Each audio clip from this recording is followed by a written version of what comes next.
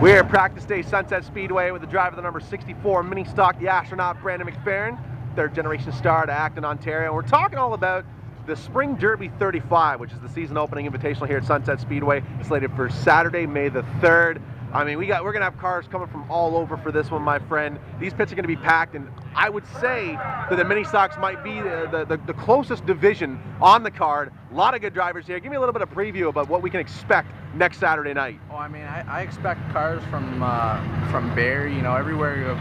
We're the second track I think that's running this year, other than Flamborough opened up last night. But I expect a lot of cars to come out next week. A lot of stout competition.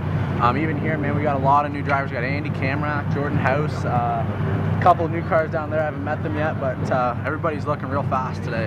I mean, it's not easy to put together a good run here on a normal night. You know, with just the Sunset cars. And we're gonna have cars coming in from across the province, like Kevin Bridge has filed his entry. Mike Getliff will be here as well. I mean, we're going to have some of the top of the division here. How important is it going to be for your entire program to rattle off a good run next Saturday? Well, I mean, patience. Like you know, Dad's been telling me all winter, you got to have patience to win, and that's what we're going to do. We're going to just hang around, see who's fast, size up our competition in the heat races and stuff, and then in the future when it comes down, you know, pick them off one by one and hopefully be there at the end to contend for the win. Now, you haven't done a whole lot of points racing the last couple of years. No. You sort of traveled around, and you've got a lot of seat time. I think if there's one thing that your father, Ron McFerran, has done in your development is get you a lot of seat time, different speedways, different tracks. I don't think there's too many drivers in your age group that have had as much race time in the last 2 seasons as you. But this year, you've committed to Sunset full-time every Saturday. I mean, next Saturday is a non-points event, but to get things started, to get you comfortable, I mean,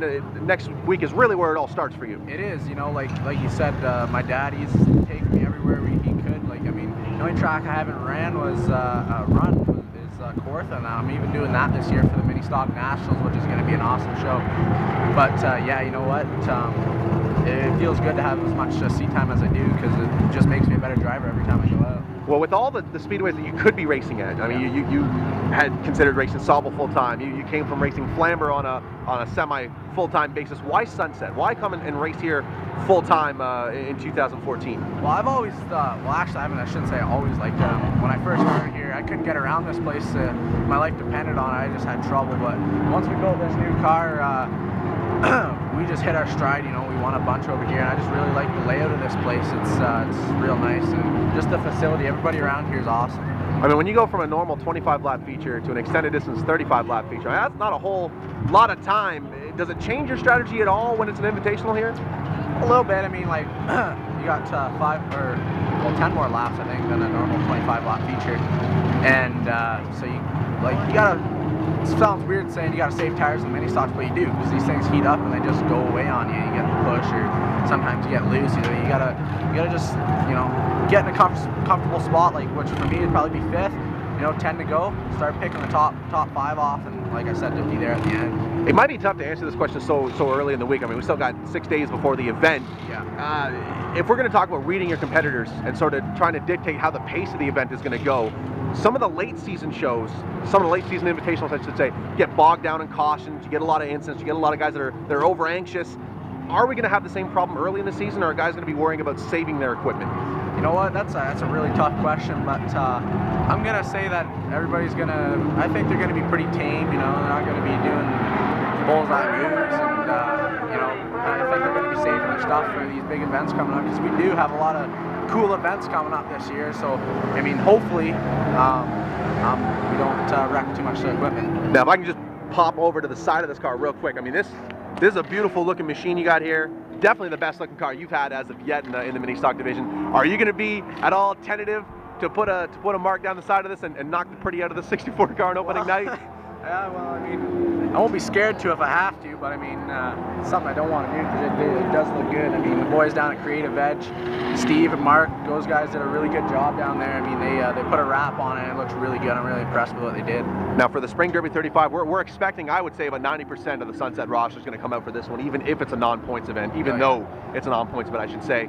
So how important is it going to be to rattle off a good finish and send a message to your competitors that you're for real and you're coming for the championship in 2014? Well, I mean, we're going to go out, we're going to try to win, obviously, like we do every week, and hopefully get the 2 heats and the feature, and hopefully that will send a message out to the boys that we're not here to mess around. Now, obviously, it's not possible with a load of support. I love seeing all the marketing partners on the side of your car. Go ahead and thank the folks who make all this possible for you. First and foremost, gotta thank Mom and Dad. I mean, I wouldn't be here if it wasn't for them.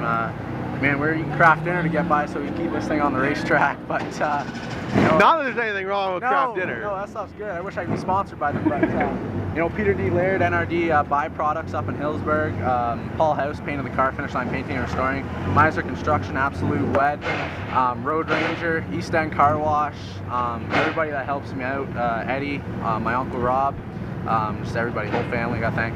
Now, what's the Twitter account looking like right now? How many followers are we up to right now? I think we're at like 375. So what are we shooting for in 2014? How many do we want to get? We got to break 500.